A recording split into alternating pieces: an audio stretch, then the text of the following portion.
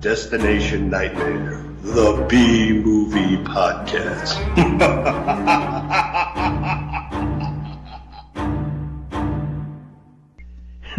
Well, here we are again, take 2 of our show, of our non-video show, and we're doing Santo versus the Zombies from 1961. The first Santo movie made in Mexico. The first 2 was shot in Cuba. And I guess it's one of the first one where I don't know if he's more of a superhero or not. They're setting up his laboratory and all that stuff or whatever, you know. So you're getting kind of like, they're getting into the Santo swing of things in a way, you know. So. Right. But yeah, Santo stands for justice and something else. Yeah. And tacos. Yeah. Yeah, I'm actually watching it now. I'm watching the wrestling scene or whatever, and I was like, let's see how long this scene goes on. It goes on for more than 10 minutes. Yeah, it's a long scene. And they keep cutting back to this guy, which they don't introduce. And then it turns out he's a detective. Yes. Detective Rodriguez, I think. Yes. Yeah, so he's fighting the Black Shadow. And it's a long...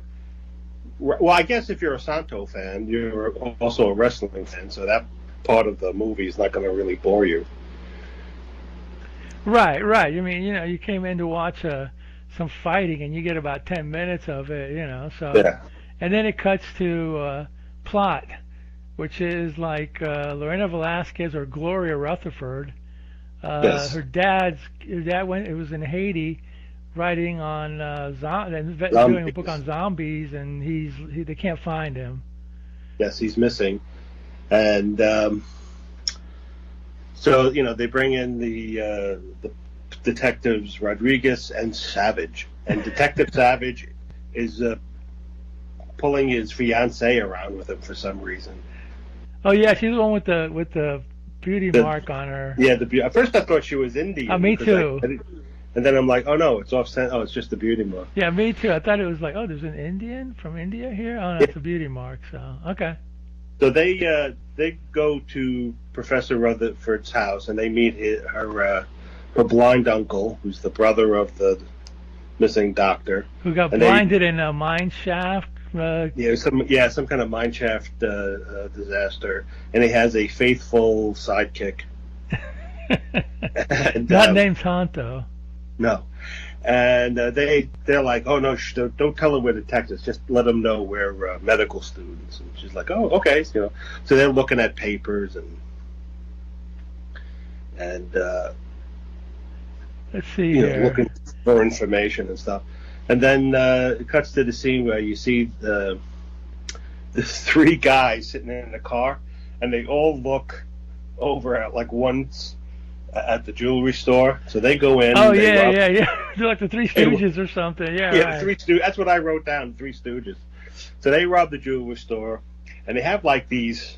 They look like back scratchers, but they they light up like Roman candles, and they melt the door to get in. They melt the door to the safe.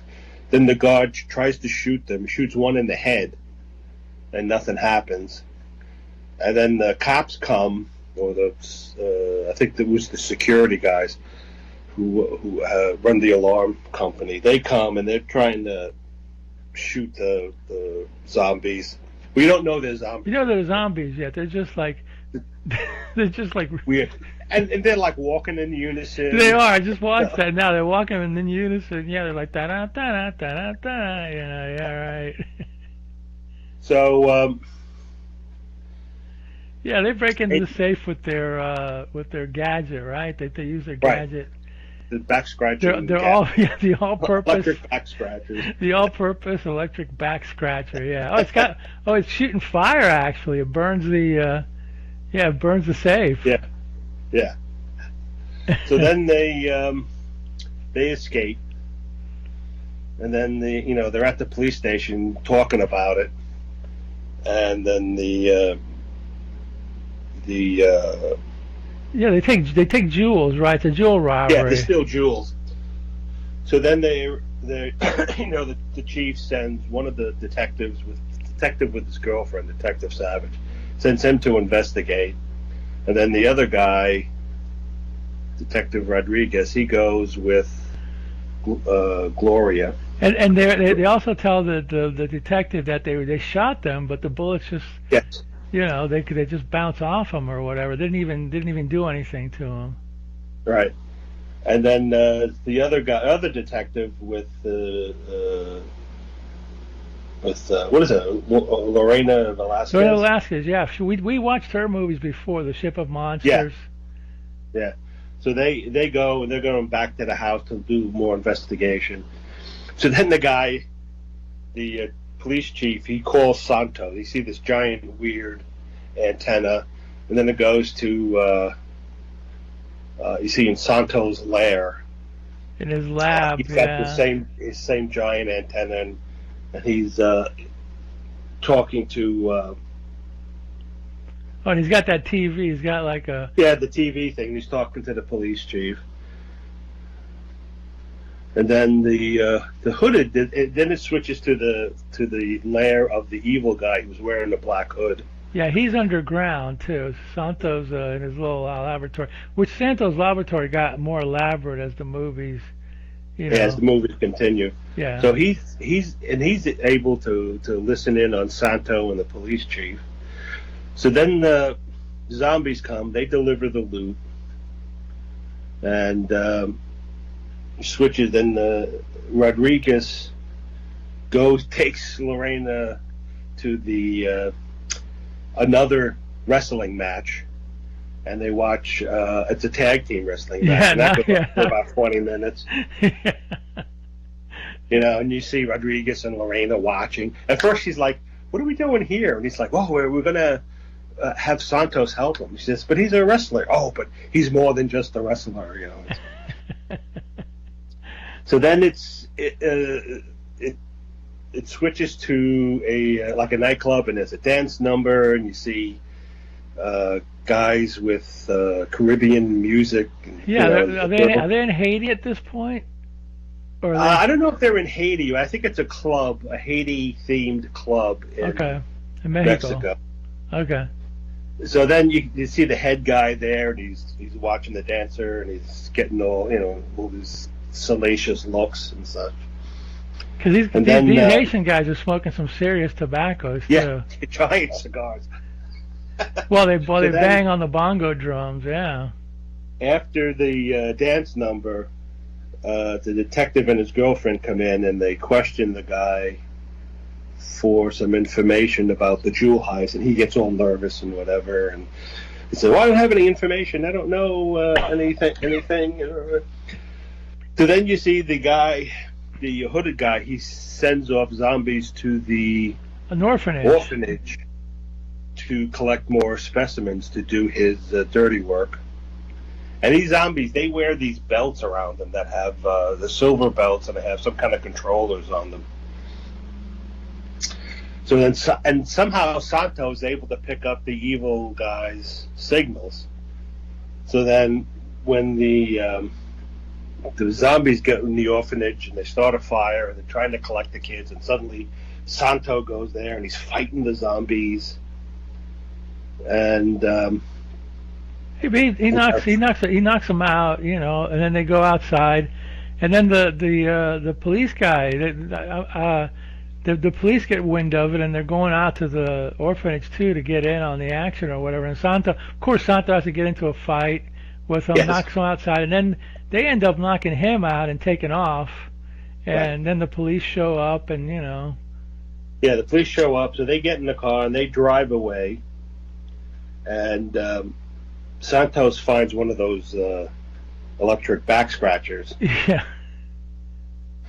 And then they're chasing. They jump in the car and they're chasing after the zombies. And then you see the masked guy singing all this. And so he decides to leave no evidence. So what he does is he blows up the car of zombies, and all you see is just wreckage. And so there's nothing in there. So then Santos, who's not wearing any gloves, hands the back scratcher to the detective Savage, who also has no gloves, and he goes, "See if there's any fingerprints on this." Yeah. We're like, well, Okay. Yeah, yours, man. Yeah. And then it turns out they discover that the guy in the nightclub, he's a cousin to they find fingerprints on the back scratcher, and it's from a dead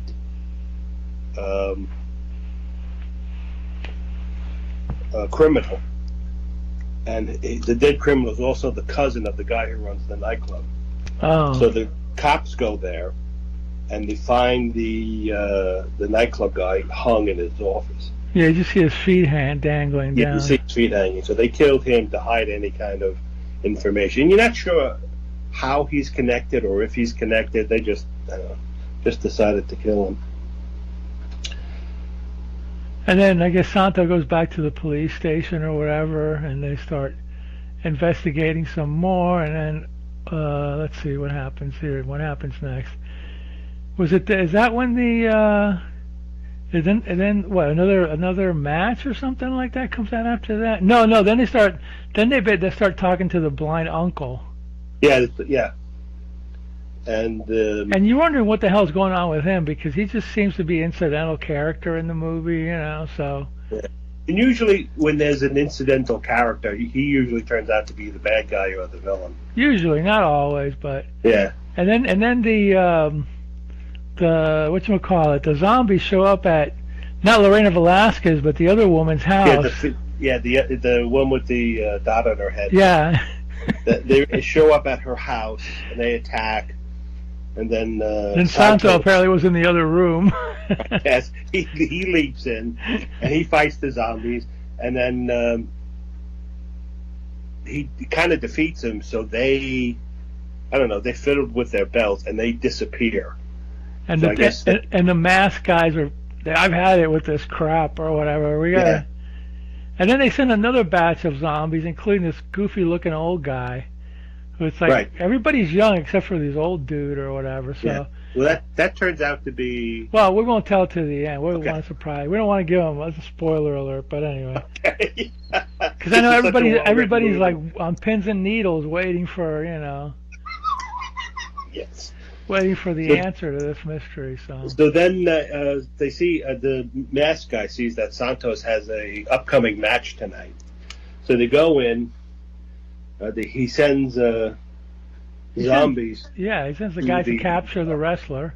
Yeah, the other wrestler, and they turn him into a zombie. And then you see the process. So then there's the big match, and the guy's acting all weird and stiff and stuff. So then they get into the fight. And again, it's a long, like 10, 20-minute fight. And the guy's really trying to kill Santo, and it seems. And then so there's one scene where the zombie wrestler's choking Santo, and then you see the ref trying to break his hand, and then Santo is somehow like grabbing him, and then he accidentally grabs. He's got one of the silver zombie belts underneath his wrestling. Which is kind of weird because it almost looks like Santo's trying to pull his pants down. I'm going whoa. He accidentally, with his super powerful Santo grip, he accidentally destroys the things on the belt, and so the zombie wrestler, he's like brains fried or whatever. Yeah, and he just goes boop, and he dies. So and the bad guys are watching this, I think. Yeah, I think the masked guy's watching it. That must be a powerful evil TV thing he's got there, because he can see all sorts of places in of what's going on. And then Santo ends up in the room of who, the wrestler or the? Yeah, I think he's investigating the wrestler's room, and then he gets attacked by zombies. Yeah, of course. And he's almost one of the zombies has got like a man bun type of thing or something, yes. Or his hair sticking up or something. He looks like one of the zombies looked like Shemp from the Three Stooges. Yeah, you got that right. Yeah, you got that right. Yeah. So they're fighting him. He almost gets unmasked. Yeah. And then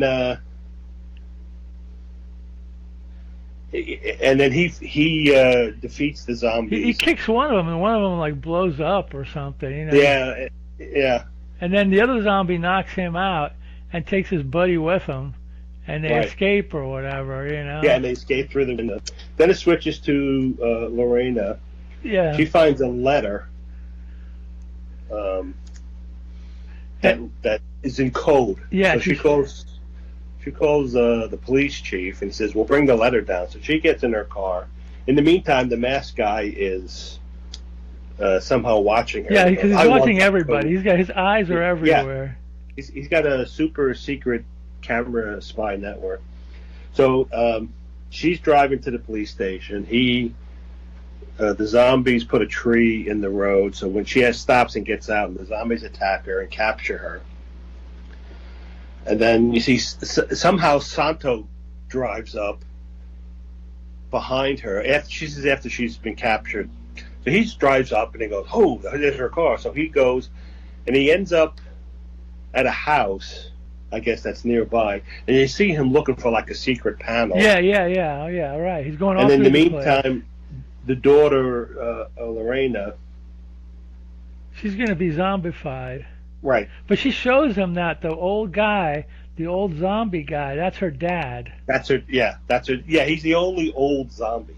Yeah. So that's her dad. And he's telling her that she needs to.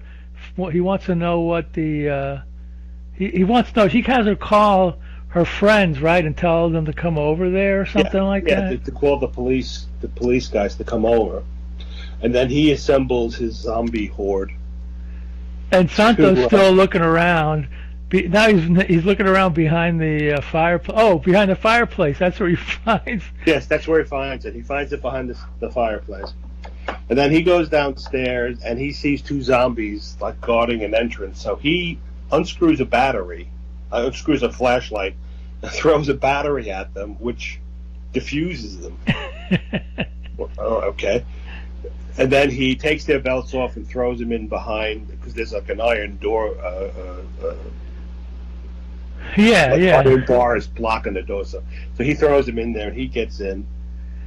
And then the masked villain sends the guys after Santo. Meanwhile, he wants to turn Lorena Velasquez into the first female zombie, I guess, is what he said, or something. So the zombies capture the police and bring them downstairs. The masked guy has the daughter locked and he's about to turn her into a zombie. And then Santos comes in and he starts fighting the two masked guys, because there's two masked guys. And, they're fighting back and forth. And then the zombies come, and I think they captured the police. Yeah, they went out and they captured them outside. Yeah, brought them downstairs, and then because everybody gets stuck in that roadblock, with the cars. Yeah, and with the little branches sticking over. Yeah, the road. Yeah, everybody gets stuck in that. So okay. So Santos, he kills the one masked guy has a knife, and Santos, moves his position so that he takes the guy's hand and stabs the guy. He dies, and then he goes fights the head masked guy or hooded guy. It's kind of like a hood on him. Not really a mask. He breaks into the room where Lorena's going to be zombified, and he starts fighting them. And he throws one guy, right, one of the hooded guys. He throws him against the wall, against the contraption. And that kind of like nullifies all the zombies, I think, right? It short circuits, and he dies from being short circuited. And the other hooded guy was stabbed. And when the guy landed into the machine, and they tried to undo his mask again too. Yeah, and when they short circuited the machine, that just did something to the zombie. They all sort of blew up and became just smoking piles of ash. So then Santo unmasks the guy he threw into the machine, and it's the uncle who was supposedly blind. And then he unmasks the other guy, and that's the uncle's manservant. And then the police are just kind of standing around. The police and the girls are standing around, just standing around doing nothing. And then you see Santos running up the stairs of the cave. This is like an underground lab. Yeah. Running up the metal stairway to underground lair, and I think he turns once and looks like as a farewell, and they're like, "Oh, there's Santos. He symbolizes justice and freedom and purity," and then it's the end of the movie. Oh yeah, I mean it's goofy fun, you know what I mean? It's like a serial or something, you know. Yeah, this is what? What'd you say? 61. 61. They were still figuring everything out. I think I think the next one was Santo and the Wax Museum. I think that's the first real one where they have like everything kind of like set into play or whatever. You know, this one's kind of like the precursor to it or whatever. You know, where Santo was already becoming more of a superhero maybe. So yeah, and then as the movies come on, they got even crazier or whatever. But it's not a bad movie. It's got some atmosphere. It's got some cool scenes in it. You know, of course, the usual silliness that you find in all these movies. But hey, you know, I mean, what do you expect? You know what I mean? The reality is this is a movie made for kids. You know. Yeah. This is. Yeah, but I mean, at 61, you know, or as a kid watching this, it's a lot of fun, especially if you're into wrestling. Sure, there's a lot of wrestling in this. Yeah. And, you know, interesting premise. You know, your standard bad guys, you know, guys in the hood. I always laughed, though, when they had those secret television things where they could watch what was going on. And it's almost like what they're doing is turning into the movie to see what's coming next or something. Because, you know, the camera angles didn't really change. Yeah, that's the other thing about the wrestling scenes. Later on, the wrestling scenes got a little more exciting because they were edited a little better. You know what I mean? Yeah. These were just like a stationary camera a lot of the times, not always, but a lot of the times. So yeah, they were figuring it out while they were going or whatever. I mean, there's like 54 Santo movies, so you know. Yeah, he's a big icon. He's Superman. Yeah, it's pretty much. Well, more like Batman, I think. Or Batman, yeah, more like Batman, yeah, exactly. Because he's got the cape, he's got the secret lair. More, and he got the car, gadgets. Yeah. And if you watch like serials from the 40s, 30s, 40s, 50s, it's the same formula, you know. And it wasn't, and it's, you know, typical B movie formula, and like, you know, a lot of fun. You know, you don't turn in to learn about the human condition or explore different thing. You know, you just want to sit and be entertained. Well, there is I'm looking at YouTube now. There's another movie that they call Santo versus the Zombies. Yeah. But I don't know what movie this is. It looks like Santo versus the Monsters, but this is a different movie. Maybe this is a remake of it. I'm not sure. I've got it on right now, but I don't remember. Santo and Blue Demon's in it too. Okay. Yeah, we watched one where he and they kidnapped the Blue Demon and made a dummy. Oh, this is Santo versus the Monsters, which some guy called it versus the Zombies. No, it's versus the Monsters. So. Okay, then maybe that's a different movie. Yeah, but I'm sure if we watched any Santos movie, it would have a similar plot line. Well, yeah, there's no doubt. You know, the gimmick as they went on became like he goes to different Spanish-speaking countries and Haiti also, and does a movie in all the countries, like in Spain even. He went to Spain, did a few movies. Oh. The first two were in Cuba. The majority were in Mexico. Some were made in Miami. Some were made. Look, I said Haiti. There was another. I don't know if they went to. I think they went to South America too. But I can't remember which ones were made there. So yeah, it was just like kind of like, you know, everywhere we go, every Spanish-speaking country will make a Santo movie, and they did well. I mean, you know, and you know, he never took his mask off in real life either. I think just once he was on some TV. He was on a TV show, yeah. But whenever he went out, he kept it on. So he was kind of kept it on. I can remember listening to an interview by some actress, and it may even have been Lorena Velasquez, where he said, you know, I think he was near retirement or something, and she's like, you know, did you ever want to see? the way he said it. Did you ever want to see the true face of Santos? And she said, all right. So he took his mask off for her, and she said his nose was pushed in a little from wearing the mask, but his skin was like baby soft because it was always covered. Oh, interesting. Okay. Oh, that's interesting. Yeah. Okay. Yeah, I've seen the picture of him. I look like a typical, muscle man kind of guy or whatever. His son, Hijo de Santo, wrestles still. I believe he's still wrestling. Yeah, apparently his brothers. He had a couple of brothers who were also wrestlers. There was a movie. What was it? I forgot what it was called, but it was a Santo. I don't know if it was a Santo movie or whatever, where he actually takes off his belt and gives it to his son, and then he becomes Hijo de Santo.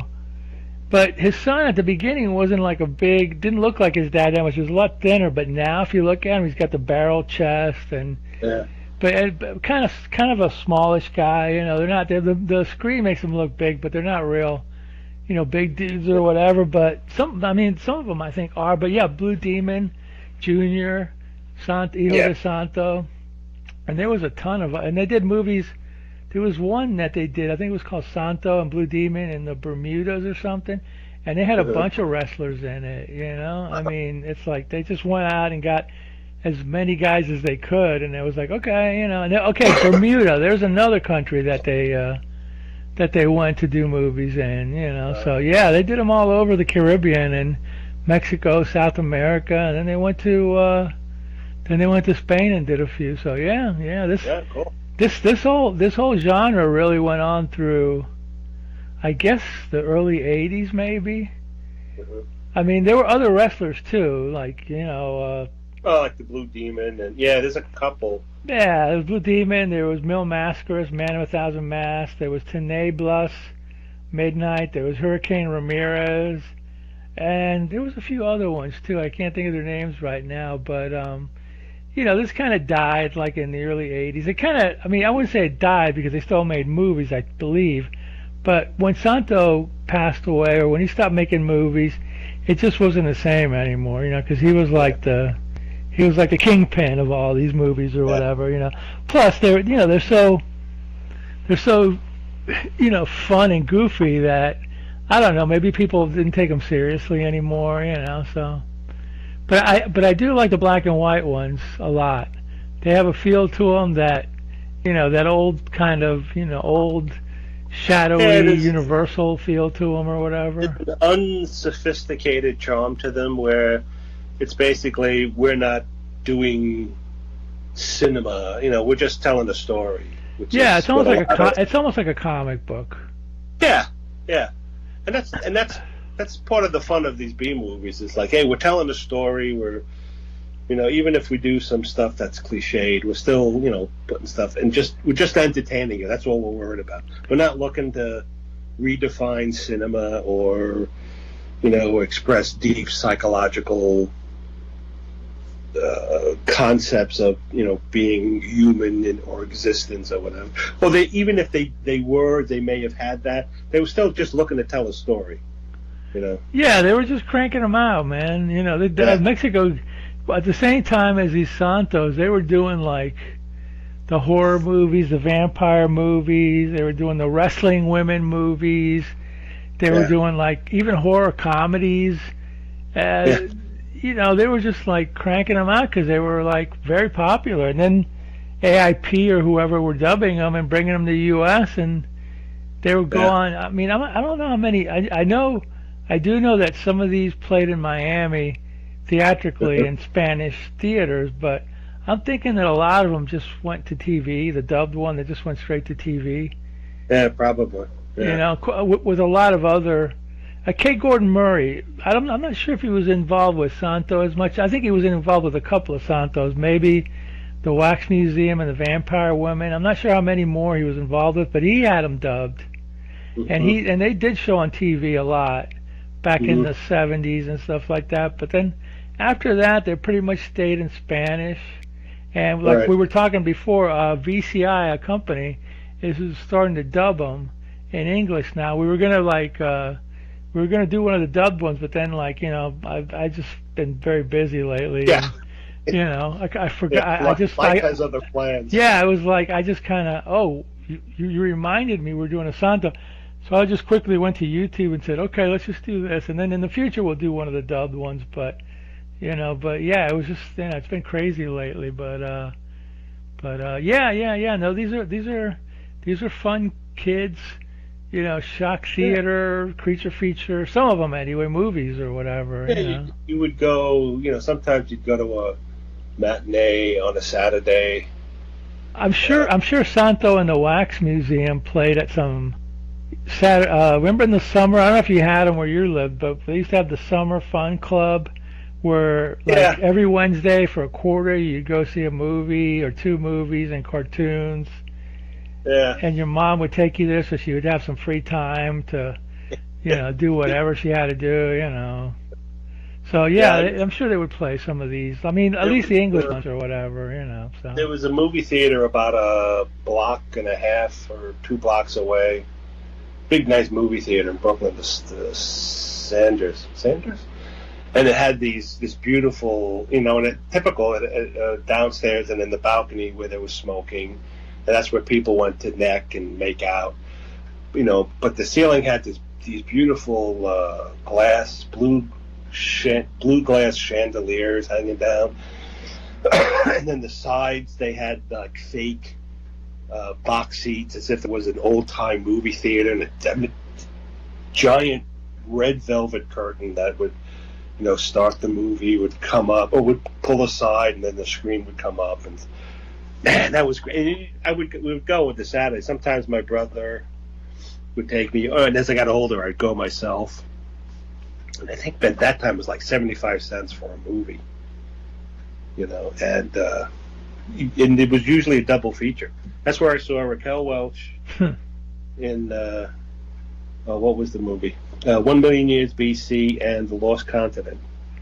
Yeah, I watched. Saw them together. Yeah. I watched The Lost Continent the other day. It was on TCM. Did you really? Yeah, that's a goofy movie, man. Yeah. Yeah, even back then, it's like you could sort of see that there was one scene with a giant scorpion, and it's like, hey, that thing is on some kind of like runner, with just wheels and stuff. And when you compare those special effects to the other 1 Million Years BC, it was like night and day. Yeah, well, 1 BC was Harryhausen. Yeah. And then Lost Continent was like, Harry, whatever. They were okay. I mean, I watched it the other day. They were okay. I mean, there was actually a monster in Lost Continent towards the end of the movie when the monsters pop up. They reminded me a little bit of the carrot monster from It Conquered the World or whatever. So I was like, oh, that's. The other thing about that double feature that really, that brings to mind is that Raquel Welch's physique, and then in The Lost Continent you had Dana Gillespie. Yeah. And her physique was even bigger her boobage was even bigger than Raquel's, So it was like, that's true. Well, she needed those flotation devices. Yes, of course, yes. But that would be a great double feature for like a kid. I was like, damn, Yeah, it was like, ooh, yeah, it was great. There was an episode of Johnny Carson, a repeat, one of those like repeats that they show on Antenna TV or whatever the channel is, where he had Raquel Welch on, and she was talking about her new movie, and it was some drama where she was playing a battered woman or something, and it's like, yeah, I'm really acting in this, and it's a real, dramatic thing, and Johnny Carson says, yeah, that's cool, and then he goes to, hey, the other night on TV they played 1 Million BC. That's a great movie, and the other guy that was sitting in the panel on the sofa goes, yeah, that was a really great movie. I really liked that. You were great in it. She's like, oh my God, that movie. I'm trying to be a dramatic actress, and everybody remembers it's like, hey, that poster of yours from 1 Million BC was a big deal back in the 70s, that life-size poster. Oh, yeah. My friend had it above his bed, okay? Whatever. Yeah. All right, whatever floats your boat. Whatever gets you through, But anyway, yeah. So sorry, Raquel, but you're not going to live down that bikini, So You know, I mean, you might be a dramatic actress, a good one, and that's great, but these two goofballs, Johnny Carson and the other guy, were really excited over 1 million BC. You know, that was so funny because it was. You can see Johnny Carson. It was really like heartfelt. Oh yeah, it's a great movie. Whoa, yeah. I was like, oh, he's a real guy. You know what I mean? So, yeah. Yeah, I mean, yeah. What do you want, Raquel? You made a career out of your body, you know, and your acting was good, but you know, everybody was wanted. I mean, how many movie posters she did where she was like half naked in them? You know, I mean, she did a movie where she was in a bikini a lot called, was it Fathom? Fathom, that was a spy movie, yeah. Yeah. So I mean, what is she complaining about? There was one. There was one that was it was a western she did. I don't know if it was Bandolero or 100 Rifles or whatever. But all she is wearing she's wearing like, you know, what do you call those things that Eastwood wore in the not a vest, but you know, it was like remember in the Eastwood movies, the man with no name movies, he wore like a poncho over or something like that. Well, she's just wearing that, and you can tell she's got nothing else underneath. Yeah. She's wearing that and nothing else. Yeah, and you're like, and that's the poster. So I mean, come on, you know. But she was and is great. So you know, but yeah, 1 million BC special effects do kick, you know, Lost Continent. But you know, Lost Continent has its charms too. You know, but at any rate, yeah. I mean, Santo movies are the same thing. They're just enjoyable. You know, monster, spy, you know, movies, you know, action, comic book movie. Whatever, comic book movies, I mean, you know, that's, and now comic book movies are like the biggest movies of all, you know, all the Marvel stuff. God, so they never really have gone away, you know, I mean, for all your dramas and all your, you know, preachy movies and all your rom-coms, there's always been a comic book movie. It's just, back then they were a lot more simple and cheesy and fun. And they weren't 2.5 hours long like these Marvel movies are. They were like 90 minutes, and even this thing with 90 minutes, there's about 30 minutes of padding in this movie of wrestling. 30 minutes of wrestling. And you get, and a musical number too.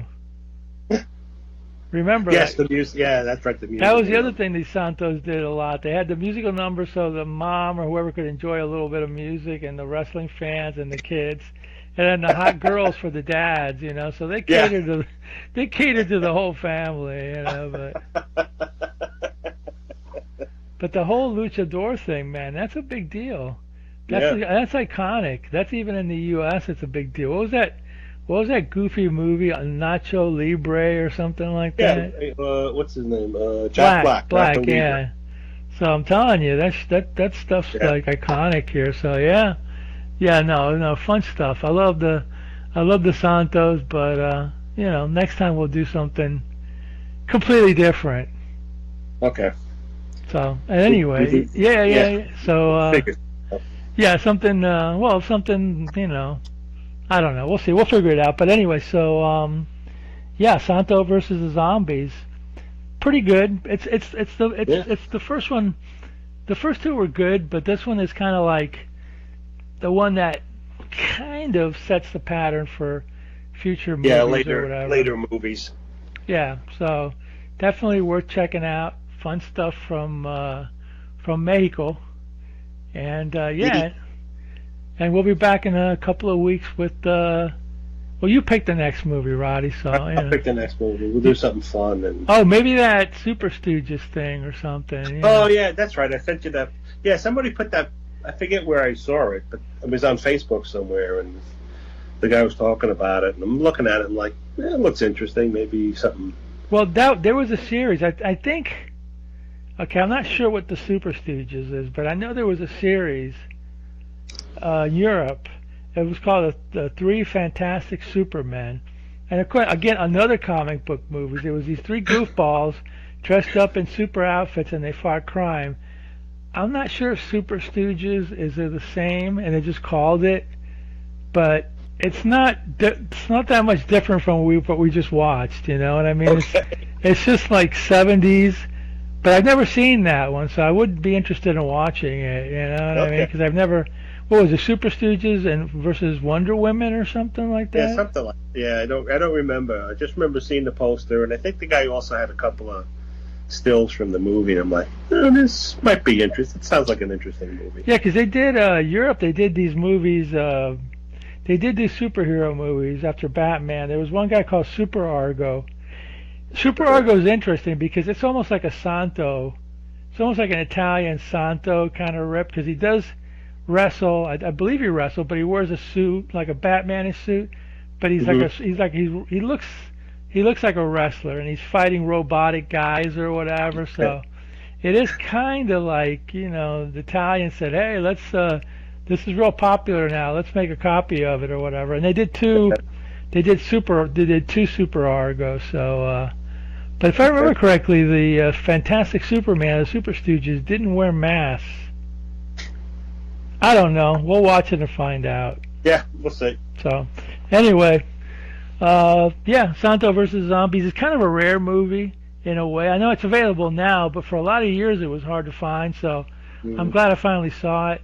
Cool movie, fun stuff.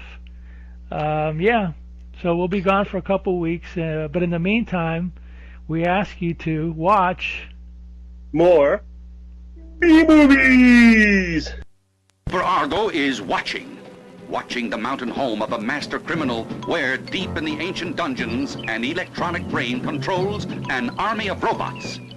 Super Argo is watching a diabolical plan to unleash a horde of faceless monsters on the helpless world.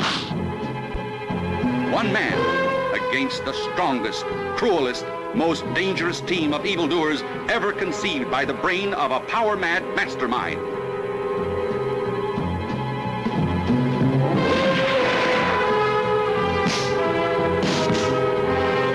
Super Argo and the Faceless Giants.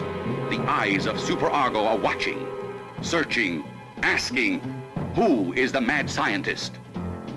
What is the secret power he controls?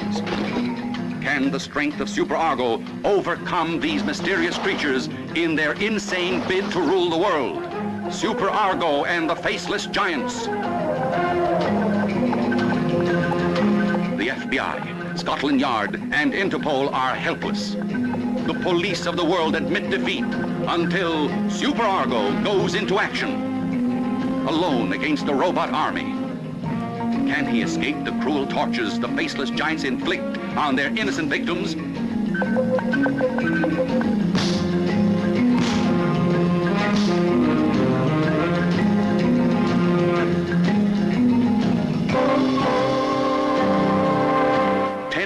Spectators watch with horror as a professional fight turns into a life and death struggle.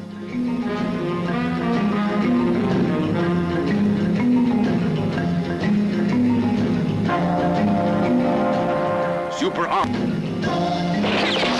Can no weapon stop the ruthless advance of the invincible monsters? Must humanity flee before their savage onslaught? The only hope is Super Argo, his courage, his strength, his skill.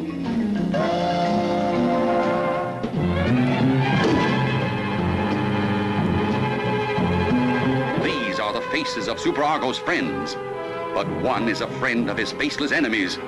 One person is determined to kill Super Argo.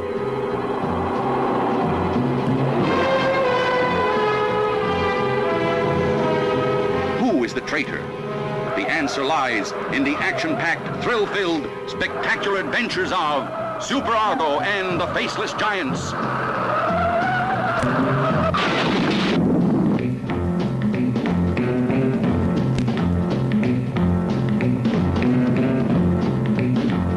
Super Argo and the Faceless Giants.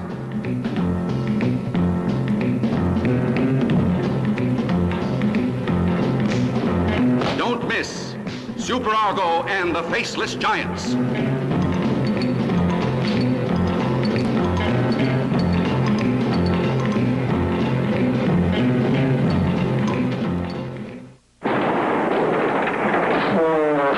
'Everyone out! An ancient terror sleeps in the Vargas house. Can anyone survive its awakening? The eagle. We're not going to get out! They can scream. They can run. but they can't escape. Richard Crenna, Joanna Pettit, Victor Buono, The Evil, rated R. On this island, in this building, through this door, lies the most frightening experience of your life. Prepare yourself for They Came From Within. They Came From Within. If this picture doesn't make you scream and squirm, you'd better see a psychiatrist. Quick, rated R, if you think you're not afraid of the dark. If you think you have a strong stomach. If you feel nothing can shock you. If you believe you've seen everything. If you say you don't scare easily. Then the picture for you is They Came From Within, rated R.